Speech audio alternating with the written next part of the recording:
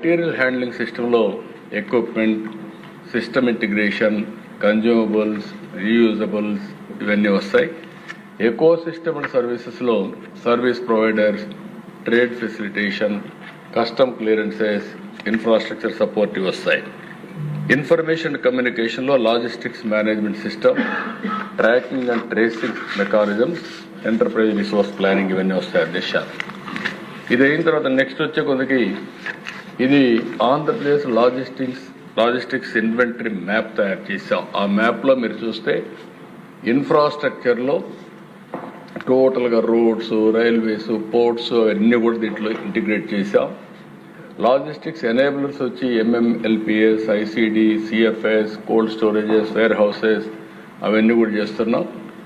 ఎనర్జీలో dams, thermal plants, biogas plants, nuclear plants, wind farms, solar power plants, gas pipe lines, అదే మరి industrial units కూడా industrial clusters, MSME parks, food processing units, land banks, RTIH, అదే మరిగా potential prospective products.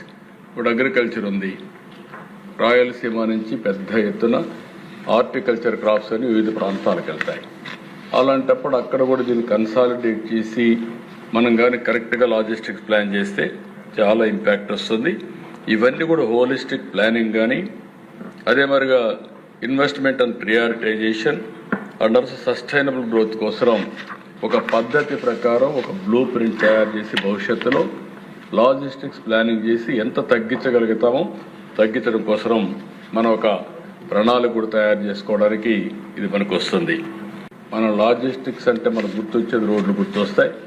రోడ్లు కూడా అవసరం. ఇంట్లో నుంచి బయలుదేరినప్పుడు కూడా రోడ్ ఈజ్ వెరీ ఇంపార్టెంట్. ఇక్కడ నేషనల్ హైవేస్ మీరు చూస్తే 8,360 కిలోమీటర్లు మన రాష్ట్రంలో ఉన్నాయి.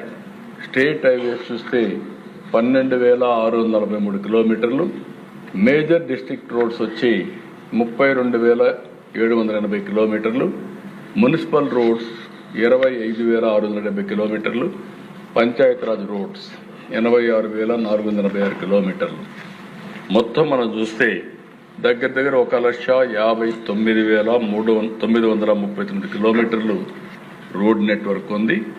ఇది కాకుండా విలేజ్లో ఇంటర్నల్ రోడ్స్ కూడా ఉన్నాయి. ఇది మాత్రం అది కాకుండా మైనస్ దట్ ఇది వచ్చే పరిస్థితి వస్తుంది. అయితే దశ ఇది ఒకసారి చూసినప్పుడు మన రాష్ట్రంలో మొన్న ఇటీవల కాలంలో రోడ్స్ అన్ని అధ్వానమైన పరిస్థితికి వచ్చాయి. నేషనల్ హైవే చూస్తే చాలా బాగుంటుంది.